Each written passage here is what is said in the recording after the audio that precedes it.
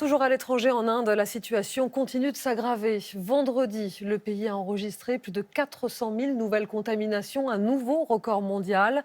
L'aide internationale commence à arriver. Après les États-Unis, le Royaume-Uni et l'Allemagne, c'est un avion français qui a atterri ce matin à New Delhi. À son bord, 28 tonnes d'aide médicale, dont des générateurs d'oxygène qui manquent cruellement dans les hôpitaux du pays. Reportage sur place, Angélique Forger, Lou Kissiela et Marion Laouamen. À bord de cet avion cargo, 28 tonnes d'aide médicale en provenance de France. L'engin vient tout juste de se poser à New Delhi. Dans sa soute, des générateurs d'oxygène, des respirateurs, des conteneurs cryogéniques. Au total, 2 millions d'euros de dons financés par des entreprises françaises et par l'État. C'est la plus grande opération d'aide qui est menée par la France depuis le début de la crise Covid. C'est plus de 28 tonnes, c'est des machines lourdes. À New Delhi, cet hôpital sera l'un des premiers à recevoir l'aide de la France.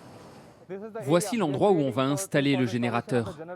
C'est au fond de cette cour encore en travaux que l'appareil sera installé dans les prochaines heures. Un soulagement pour le médecin en charge de sa mise en place. Nous allons sauver la vie de nombreuses personnes grâce à ça.